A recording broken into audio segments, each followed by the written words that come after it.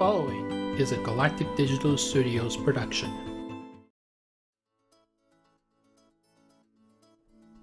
It's the podcast that is hosted by as one neckbeard with a pickup truck that had, and I kid you not, a Utah Jazz sticker, a 3% sticker, a Blue Line sticker, and a Trump 2024 sticker on it, called me after I said Donovan Mitchell was right, a quote, libtard commie homo, unquote. Only I replaced what he actually said with the word homo. Never mind that I'm a leftist socialist who likes boobs way too much. But semantics. This is News Desk, part of the Closing Tag Network. I am Raul Smith, Head of Development and Design over at Galactic Digital Studios. If you're in the market for video editing, graphic design, logo design, web development, or SEO services, please go check out galacticdigitalstudios.com. That's galacticdigitalstudios.com. Galactic Digital Studios, out of this world service at down-to-earth prices. This is a podcast episode that I'm going to take great pleasure in recording because I am about to drop some truth bombs on people. I want to preface what I'm about to say over the next 40 or 50 minutes with, if you find offense with anything that I say, I want to say right now that I do not mean to personally offend you.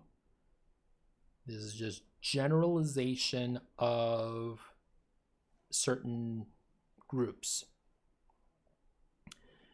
So I've had this one topic locked in the can since right before I was forced to shut the podcast down last year. I'll get to that topic later in the episode, but first, let's check in on the dumpster fire that is Trumpland. First, let's discuss this little bit of news from October 21st. Two former co-defendants in the case of former President Donald Trump, yes, I'm going to keep emphasizing that word, former, in his alleged attempts to overturn the presidential elections in 2020 in the state of Georgia, have pled guilty. This coming after the DA's office was reported to have, and I quote, damning evidence against the former president. Sidney Powell, who was in the public eye screaming from the rooftops that the election was stolen, pleaded guilty. She was facing felony charges and jail time, but will now avoid jail time, and her charges have been dropped down to 6 counts of misdemeanor conspiracy to commit intentional interference on the condition that she act as a witness for the prosecution against the former president. Kenneth Chesebro, another Stop the Steal co-conspirator, pleaded guilty to a single felony of conspiring to commit filing false documents. He's also expected to avoid jail time. Meanwhile, another individual, Scott Hall, pleaded guilty back in September after being accused of conspiring to unlawfully access voter data and ballot counting machines at the Coffee County office or election office on January 7th, 2021, 3 days after the insurrection attempt in Washington, D.C. Now, why is all of this important? Because this not only pins a lot of what was attempted in Georgia on the former president, but it brings to light new evidence that the former president instructed Chesebro to do the same thing in other states in 2020, including Pennsylvania. Former federal prosecutor Elliot Williams was skeptical that the case in Georgia was anything more than a politically motivated witch hunt. However, Williams Williams told CNN that the guilty pleas all but confirm that there is fire to the smoke. Quote, "This ought to pour cold water on the notion that this was just a partisan witch hunt to target the president and his allies," end quote. He forgot the word former in there, but we'll let it slide. But maybe, and let me just stop there for 2 seconds. Yeah? I know what everybody's going to say. Well, maybe they were coerced or maybe they were bought out. Now, as someone that's, dealt with the law on both sides in the past, in his personal past, I can promise you, you don't plead guilty to felony charges unless they have you dead to rights. You don't plead guilty and have your charges dropped down to misdemeanors unless they have you dead to rights. If there's any chance whatsoever to fight it and to, come out victorious, like O.J. Simpson did back in 1994, then you're not going to plead guilty. That's just a common sense. Anyway, back to it. Maybe the most damning blow to Trump's case in his 4 current indictments came from former Chief of Staff Mark Meadows, who had met federal prosecutors multiple times and had categorically undermined the former president's narrative about a stolen election. Meanwhile, former Trump attorney Jenna Ellis also reached a plea deal with Georgia prosecutors on October 24th, tearfully confessing to the felony of aiding and abetting false statements that she and other lawyers told Peach State lawmakers. Many legal experts are now saying that the Georgia case is a classic playbook racketeering case wherein smaller fish are being peeled away one at a time for reduced sentences to secure their testimony against the alleged kingpin. It's the same tactic that the federal government used in their case to bring down mob boss Al Capone back in the 1930s. Meanwhile, in another case in another state, Donald Trump spent his morning on October 25th in a New York courtroom as he faced a civil suit over alleged business fraud. Excuse me.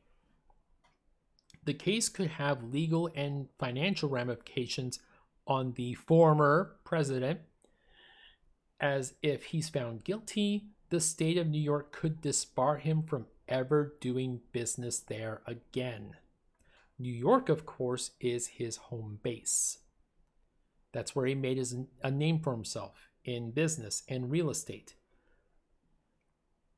The court alleges that Trump and his adult sons defrauded banks and insurance firms by inflating the value of his assets. Let me stop there for a second as I adjust this. The fact that Trump's about to be found guilty of business fraud in the state of New York and possibly disbarred from ever doing business in New York again, that's not just going to affect Donald Trump. That's going to affect Don Jr. That's going to affect Eric. That's going to affect Ivanka. Ivanka has a series of businesses currently in New York that she runs. Well, at least at last point, ran with her husband. I read somewhere that they may be getting a divorce. I don't know. So that's not just going to affect him. That's going to affect his children too. That's huge. Trump did not handle being in court very well, and he handled his being dressed down by Judge Arthur Engeron even worse. He criticized Engeron by claiming that he was working in cahoots with President Joe Biden and that the clerk in the case was also a Biden informant. This is stuff we've heard before. It was at this point that Engeron brought up the gag order placed recently on the former president and revealed that Trump had violated that gag order, fining the former president $10,000, which he scoffed at the idea and stormed out. By the way, let's start a drinking game right now. Maybe not, because I don't see any formers coming down the pipeline. But I would have liked to have started the podcast by saying, hey, let's start a drinking game. Every time I say the word former president, take a shot. We all be drunk by the time this podcast episode is over. But anyway, now there is a lot of debate on what all of these court cases mean or should mean for Trump's presidential chances in 2024. Trump, in case you've been living under a rock, is up for re-election again in 2024 and is the clear front runner already for Republican nomination. He's already stated that if he wins, he's going to use the legal system to his advantage and has already hinted that he's going to burn whatever parts of the Constitution that he deems unnecessary. And considering Joe Biden and the Democratic Party haven't exactly done a great job in convincing moderate and young voters to get out there and make sure this guy doesn't do exactly what he's threatening to do, it's a very scary and real possibility that he's going to do it. Which is why, and I know it flies in the face of everything that people have been taught about the legal process, the people that are working these cases kind of need to hurry up and take these threats seriously. We're talking about a guy, Donald Trump, that according to many in his own camp that have worked with him day after day, not just in the White House, but also in business, they claim that he's volatile. He's unhinged. He's power hungry. He does not give a fuck who he hurts as long as he gets his way. He's got the body of his own ex-wife buried on his golf course. He's gone on record as saying if Ivanka Trump wasn't his daughter, that he'd fuck her. He's called Mark Meadows and others that have gone against him traitors and enemies of the state. And he has a legion of brainwashed morons, who I'll get to in a minute, believing every word that comes out of his mouth, when the truth is closer to him constantly lying through his teeth. He's walked in on fully naked 16-year-olds during Miss Teen USA pageants and commented on their figures. He's gone on record as saying that he doesn't even think about the consequences of his actions. Never forget, this is the same guy that said on tape, grab him by the pussy. The man thinks he's above the law because up until now, he's proven that he is. The sad reality about a capitalist society like the United States is that rich old white men can get away with just about anything. I mentioned in the last entertainment podcast episode about Vince McMahon, how he was under heavy scrutiny because he paid off several women to keep affairs secret. Never mind that he has also allegedly raped at least 2 former female employees of World Wrestling Entertainment. Elon Musk has turned Twitter into his own conservative talking point shit show, where he can say or do whatever he wants without consequences, except apparently in the European Union, who is threatening to heavily fine Musk for spreading of misinformation. Then there's Jeffrey Epstein. Enough said.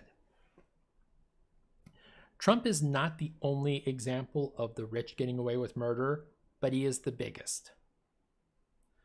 He's also allegedly told talk show hosts to hammer home the Stop the Steal farce. He allegedly told several people on January 4th, 2021, that the only way to stop the Democrats from stealing the White House was to storm the Capitol. His lies about the 2020 election being stolen cost Fox News millions of dollars in fines from the FCC and cost Tucker Carlson his job. Couldn't have happened to a nicer guy. And now he's intimidating witnesses. He's calling judges out. He's calling the DA in Fulton County, Georgia, and I quote, a fat pig, unquote, and would rather stand in contempt of court than take his punishment. If you or I pulled even a tenth of the bullshit that Donald Trump has pulled, we would be in prison right now. But because he's supposedly rich and he's a celebrity, Donald Trump feels he can get away with it because so far he has. What's stopping him from starting an all-out nuclear war with our allies, or with Canada, or with Mexico, or anybody else that says one cross word about him once he gets what he wants, which is the White House a second time? What's stopping him from jailing everybody, you and I both, that isn't a card-carrying member of the GOP should he become president again? I'll tell you what would stop him by that point. Nothing. Trump would have truly by that point become this century's Julius Caesar. The only thing that would save us all by that point would be this century's Brutus. Et tu? And before you hit up the comments section or my email to let me know that I'm being paranoid or being a scaremonger, I bring back a quote that came directly from Trump's mouth during the 2016 election when he was still trying to get that Republican nomination. He said, and I quote, "I could shoot a man point blank in the middle of Times Square and people would still vote for me." And that, as scary as it sounds, may be the most honest thing that man has ever said in his entire life. That is why the DA office in Georgia and New York need to act quickly to put safeguards in place so something like this doesn't happen. They don't necessarily need a conviction rate, but they need something in place to prevent him from running as long as he is still on trial. If he's willing to blatantly break the rules and start a full-scale insurrection when he loses, what lengths will he stop at when he wins? Which brings me to my second topic of the day. The one I've had locked and loaded for quite some time, and it's something that I've been meaning to get off my chest for a while. That's this idea that Trump and the GOP are that much better than everybody else. Spoiler alert, they're not. I'm going to point out several key hypocrisies and fallacies in the faux outrage culture fostered by both the GOP and Fox News. And yes, I'm singling Fox News out as they are the ones front and center on a lot of these topics. After all, they are America's leading news network. And really the base premise behind all of it is that the people that blindly follow the GOP and Trump believe everything they're told because it feeds into their fears, it feeds into their paranoia, it feeds into their beliefs about people different from them and certain stereotypes that they're taught at home over the years. So let's start with the big hot button topic of faux outrage culture. crimes against children. Neoconservatives will take one instance, maybe two, of how a drag queen or a member of the LGBT community was charged with a crime against a minor, not even convicted, just charged, and will blanket the entire LGBT community, especially trans people, as pedophiles and groomers. Yet I can pull up any number of reliable news sources, and within a minute given an example of how there are far more actual groomers and pedophiles in the conservative or Christian communities. But no blanket statement there. No, well, all Christians are pedophiles there.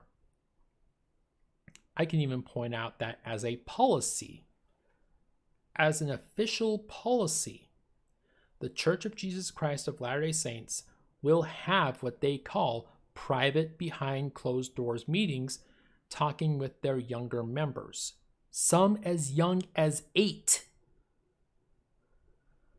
about how they shouldn't have inappropriate sexual thoughts, or asking them about how many times they jerk off. First of all, ew. Ew. Why would you even ask that from a complete stranger, much less a child? That's none of your fucking business. Second, you are seriously asking an 8-year-old child about how many times they do something that clearly they're not ready for a few more years, much less even thinking about doing. Oh, but the LGBT community wants to force sexuality and shit on kids. They're the bad guys, while the leadership of the LDS Church gets a free pass. Okay. That's not even getting into what the Catholic Church has been accused of and mocked for years. But no, it's the LGBT community's fault. Also, the majority of politicians found to have either hard drives full of child pornography in their possession, or were on the list for Ashley Madison, which was a site for cheaters, were overwhelmingly conservative. Granted, there were a few liberals in there. Yeah. Family party values. Am I right? Neoconservatives will accuse liberals and leftists of being communists. I already touched on this bit in a previous episode. But since most of the people that need to hear this are too lazy to go back in the archive and listen, I'll repeat it here. Leftists and liberals are not communists. At least not most of us. We're socialists, not communists. There's a huge difference. Yes, communism started off as an offshoot of socialism, but it's not the same thing. The differences are very evident, even to the untrained eye. Under socialism, you can preach and pray to God or Jesus or the Holy Spirit or Allah or Buddha or Cthulhu or the flying spaghetti monster or whoever you wish. You can practice any religious customs you deem worthy, including Hanukkah, which is right around the corner. You can't do that under communism. Under communism, you are all atheists, whether you want to be or not. I'll get into religious persecution here in a bit. Don't worry, I've got a loaded chamber today. Scorched earth, baby. Under communism, yes, you can get financial assistance from the state. But if you want to make more money outside of that state-funded assistance, you can. You can't do that with communism. Under socialism, if I say buy a house or a car or this computer that I'm recording this episode on, That house or that car or that computer is mine. I own that. And nothing the government can say or do can change that. Communism, not so much. Oh, you think you own that house? That's cute. That house actually belongs to the state. We're just letting you borrow it for a little bit. Oh, that computer, it's government property, and we'd like it back now, please. Come here. That's the biggest difference between the two, among others. Neoconservatives will accuse the left of religious persecution.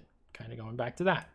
How many times have you heard, oh, you're taking away my religious freedoms? No, we're not. No, we're not. Nobody's telling you can't practice whatever you want in the privacy of your own home. Nobody's telling you can't go to church. We're just telling you can't force your beliefs onto others. Just because you think Jesus was white, which, by the way, even if he were real, he wasn't white. And he was awesome, and he loves you, and he has all of your family and pets and the fucking Pope there waiting for you when you die, does not mean you get to force that shit on me.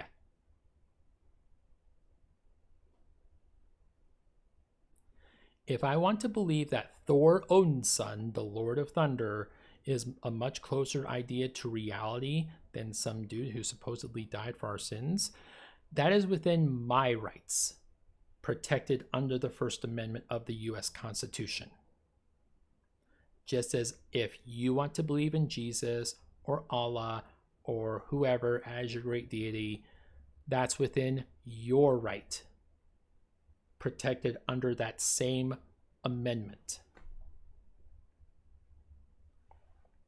That's the beautiful thing about the United States. We were founded on religious freedom. And remember, the freedom of religion also includes the freedom from religion. Keep in mind, the US, the founding fathers, were persecuted by the Church of England because they did not believe in the same things that the Church of England believed in. Speaking of which, neoconservatives and the Constitution. Let's talk about that. Neoconservatives will yell from whatever rooftop that they can find to whoever will listen to them about how the government wants to take away their guns and their ability to defend themselves. Supposedly, the Second Amendment of the Constitution, the one that states clearly, very clearly, the right to keep and bear arms shall not be infringed, should mean the right to keep automatic assault rifles and RPGs shall also not be infringed. And neoconservatives don't want those taken away from them. First of all, that protection does not mean you can keep weapons of destruction in your basement.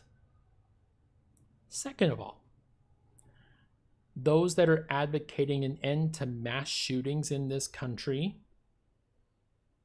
are not advocating taking away your guns. At least not most of us. They simply want to limit the amount of rounds you can carry per clip. They want you to be able to pass a background check before you can purchase a weapon. Common sense things. They want you to actually attend classes so that you know how to properly care for and maintain your weapon. I would imagine most gun owners would want something like that. I know. What am I supposed to go hunting with? Why do you need 30 rounds a clip to fucking shoot Bambi? Huh? Okay, what if the government wanted to take over? What if the Chinese decide to invade? Let's be smart about this for a second. I know this is a little bit outside your wheelhouse and your comfort zone, but let's at least try.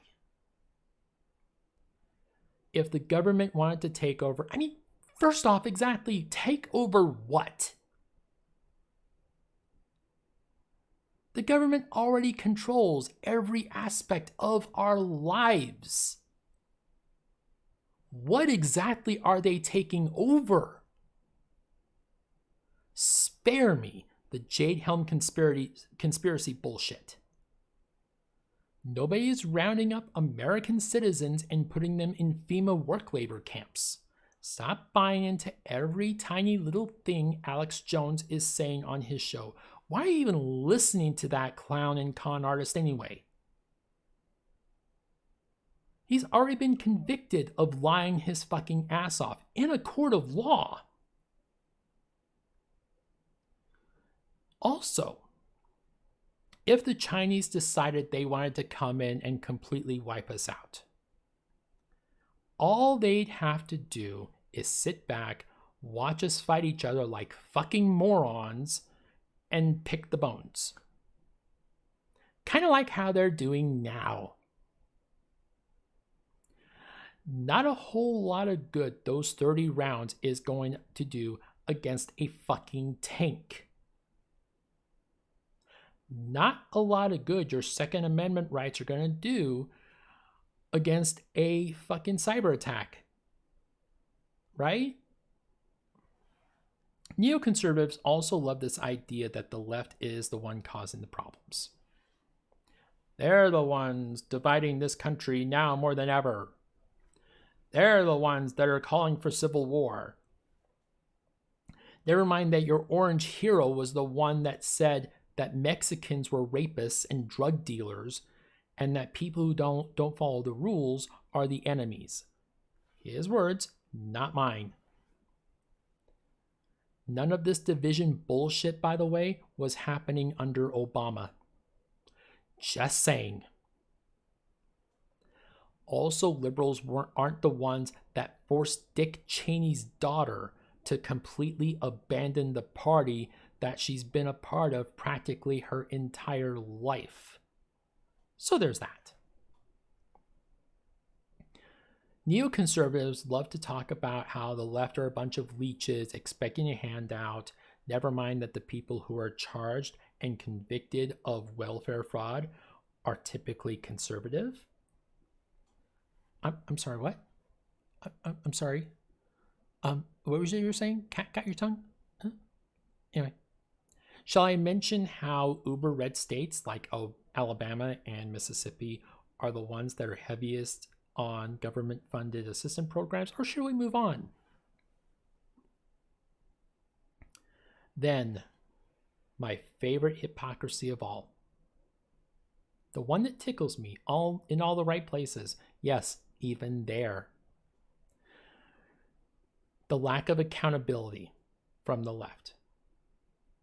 The left apparently don't hold their own accountable for their actions. Never mind that most of the left condemned Al Sharpton's actions when it was found out that he was having inappropriate relations with his female interns. Never mind that most people on the left condemned and mocked Bill Clinton for his extramarital affairs. But when anybody not on the right points out anything that Lauren Boebert or Jim Jordan or Kevin McCarthy or Donald Trump or Gina Carano or Scott Baio or Mel Gibson or Bill Cosby or Kevin Sorbo or really any celebrity or politician on the right says or does that is completely out of line, oh, it's a cancel culture. They're trying to cancel them. We can't let them cancel our heroes. Fuck off. As I said before, I'm going to keep repeating this point until it finally sinks into those thick skulls through the red hats. You are confusing cancel culture with accountability culture. Look at the reaction right now to Trump. Their false idol is facing over 70 counts of conspiracy, tampering, filing false business records, witness tampering, election interference, and a slew of other charges. And their only reaction to that is, oh, we can't let the left win. We can't let them take our hero away. He's the only one that can save us. Save you from what exactly? If your political party's only hope for salvation is a snake oil salesman who is grifting his most loyal followers and refusing to pay his own attorneys, maybe it doesn't deserve to be saved. Just saying. It boils back down to what I talked about on the last episode of this particular pod, with this sense of tribalism. It's this feeling that the other side can't win no matter what. It's like an extremely fucked up baseball game, only without the matching uniforms. I mean, look at Roy Moore. Roy Moore, in case you don't know, was a candidate years ago for senator in Alabama. It was revealed during the election campaign season that Moore had allegedly forced himself onto several young women in Alabama during his younger days, which was back during segregation. Those women had all come together to make sure Roy Moore did not win the senatorial race. And all the right could do to respond to this was call the women liars and money-hungry bitches and any other name that they could think of. Their response was to attack the victims rather than say, you know what? Maybe this guy isn't who we thought he was.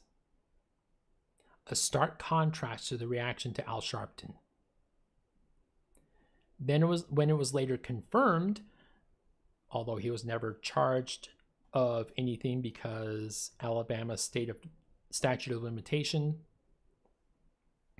that there was in fact truth to what was being said, and I swear, I will never forget what the people in Birmingham said in an interview on TV for as long as I will live. I will forget birth dates. I will forget how to code. I will forget names of basketball players, but I will never forget this. The general response from voters in Birmingham was something along the lines of, yeah, but at least he's not a liberal. I think that was the moment the GOP and their brainwashed fucktwats lost me for good. You would pick a rapist over someone just because they had the letter D next to their name. That was the moment that I realized that there is no hope for a cult so dependent on their way of life is the only way of life, and if you don't like it, get the fuck out. Go move to Canada. And honestly, I get that twofold, living in ultra-conservative, ultra-religious Utah. A state founded on the ideals of a cult, yes, I said it, fight me if you want. But the LDS Church, when it moved here, was a cult. That is set in its ways that no other way can even be considered relevant or good. And if you don't like it, get the heck out, because you can't say the word fuck in Utah. I'm sure there's a rule against that too. By the way, there is a legitimate law in Utah that prohibits premarital sex. I don't know if you guys know that or not. Good luck regulating that.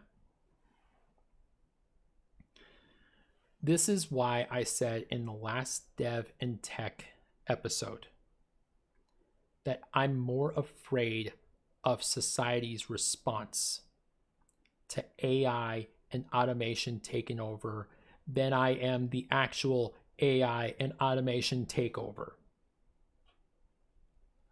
I'm more worried about the people in charge and about the 35% or more, whatever the number is, of people that are so stuck in the 1950s that they cannot see what's coming. They're either too goddamn blind or too goddamn stubborn to see it coming. And make no mistake, change is coming.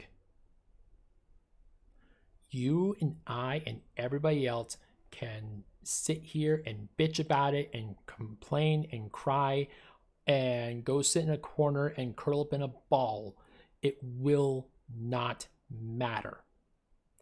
It will not matter who sits in the Oval Office. It will not matter who's in charge of that shit show called Congress. It will not matter how many red states there are versus how many blue states there are. If greedy capitalists can save $1 letting machines do all the work for us, they will gladly let them. Oh, you're struggling to feed your kids? I'm sorry. Sucks to be you. I'm rich, bitch. As I mentioned in that episode, AI and automation is set to eliminate 80% of the workforce in this country by 2030. And how we respond today will shape the kind of future we give to our kids tomorrow. You can't go on Twitter or X or Muskie Town or whatever the fuck Elon Musk is calling that dumpster fire these days and claim to be pro-life, then effectively hand down a death sentence to our kids. You can't go on Facebook and proclaim you are anti-LGBT because they're a bunch of groomers and you're fighting for the children, then turn around and watch this world go to shit, leaving literally nothing for those kids.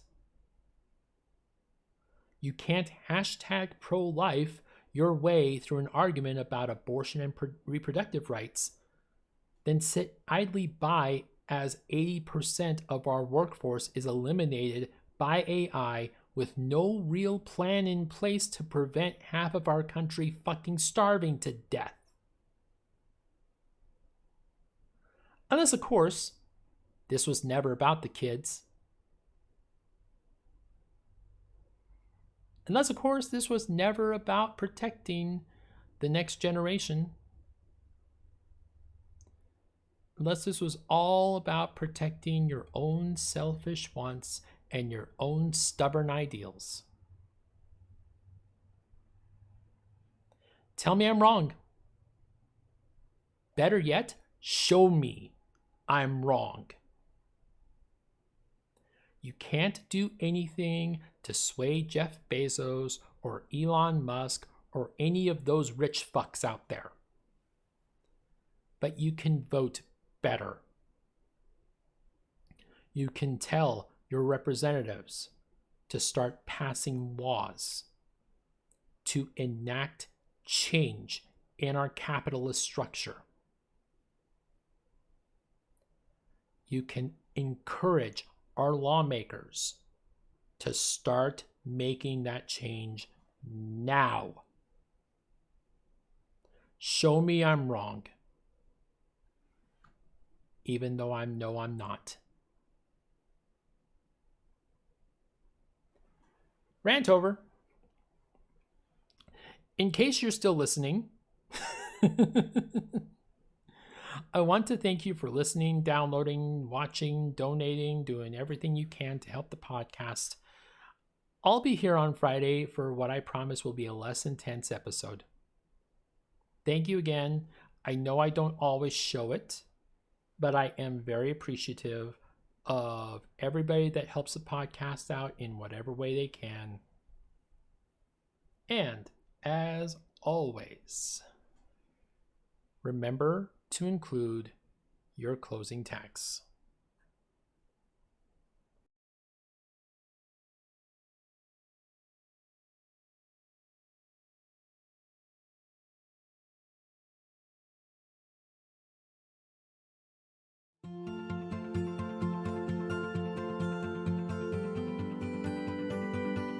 This has been a Galactic Digital Studios production.